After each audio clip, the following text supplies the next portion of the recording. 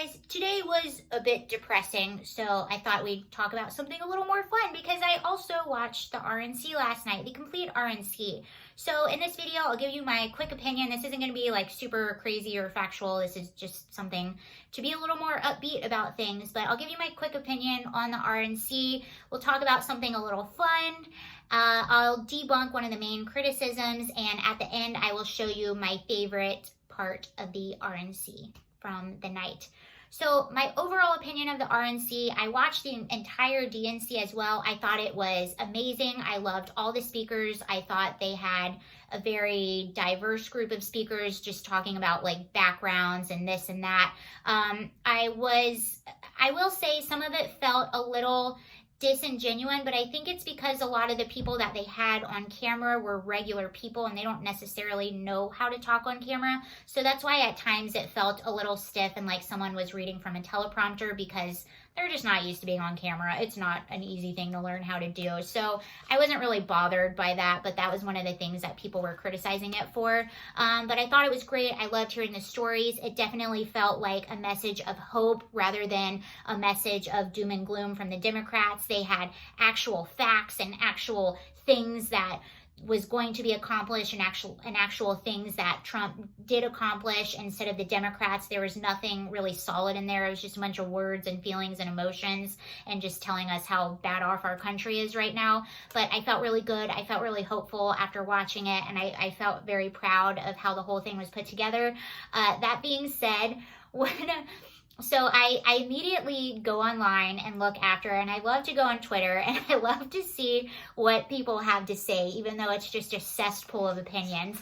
And of course, and it's hilarious because after the DNC, all the Republicans are like, the Democrats are liars. And then after the RNC, all the Democrats are like, the Republicans are liars. It's basically like, shut up. No, you shut up. No, you shut up. That's what it is. But we're right. So, but one of the first person who got basically just railed online, and she still is getting railed, is, and I watched her speech, Kimberly Guilfoyle,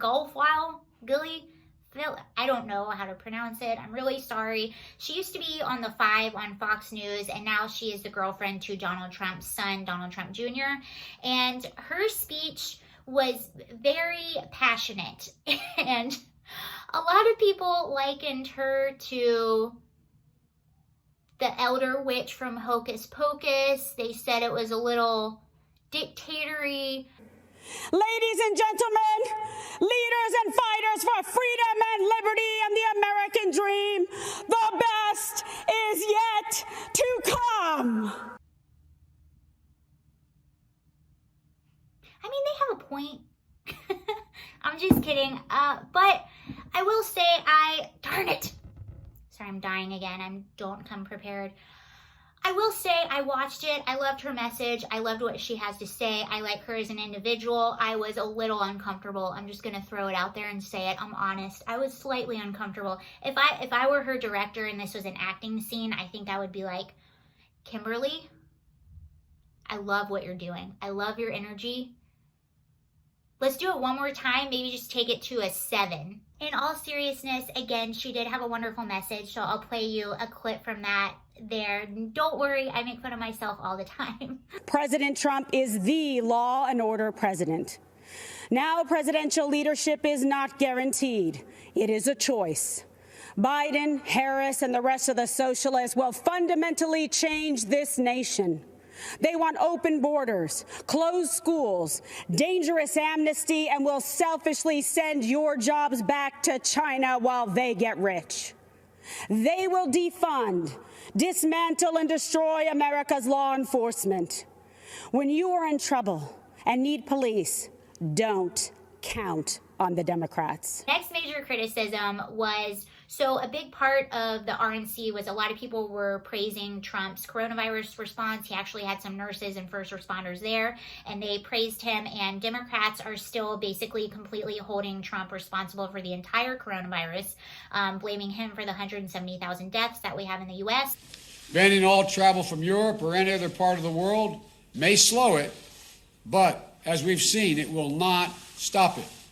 And travel restrictions based on favoritism and politics rather than risk will be counterproductive. They're saying we never had enough PPE and that we were not prepared and that Trump didn't take it seriously enough. Well, what I would have to say to that is, well, first of all, do you really think that Biden would have handled that much better? Really?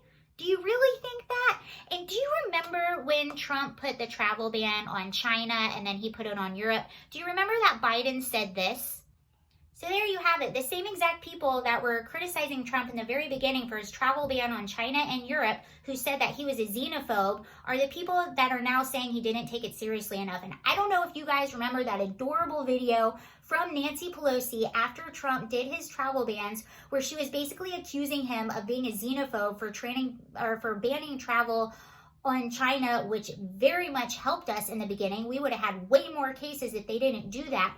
She had a cute little video where she went to Chinatown in San Francisco and basically told everyone, like, come on down to Chinatown, where she's standing elbow to elbow with people in the beginning of this pandemic. So these people are criticizing Trump.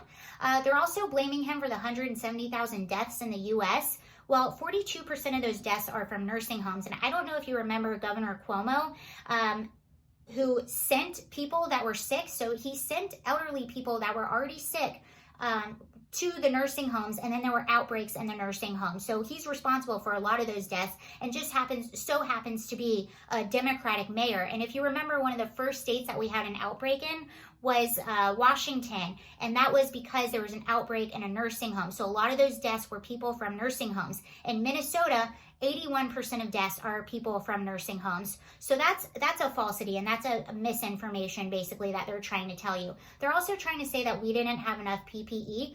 Well, I don't know if you remember, we had the Mercy and the Comfort. One was deployed to Los Angeles, another one was deployed to New York. Both were highly underutilized. I think they were barely utilized at all. We didn't need it. We had too much stuff. And Governor Cuomo also admitted on air that he did, in fact, have a big warehouse with 30,000 ventilators that were not being utilized.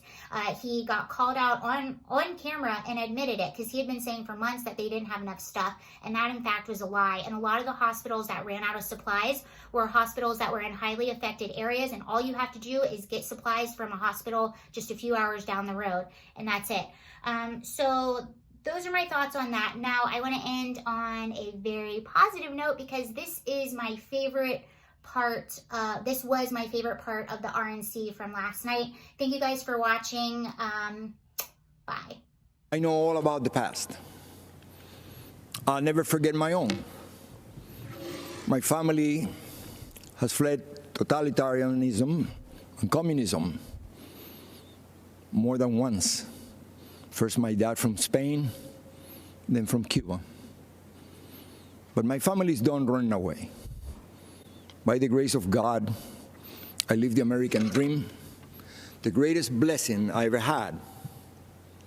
My dad, who only had a sixth-grade education, told me, don't lose this place. You'll never be as lucky as me. I'm speaking to you today because my family is done abandoning what we rightfully earned.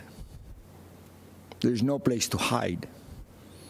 I'm speaking to you today because President Trump may not always be politically correct. He's in fact a successful businessman, not your average career politician. Our president is just another family man, a friend, and most important, our elected commander-in-chief who puts America first.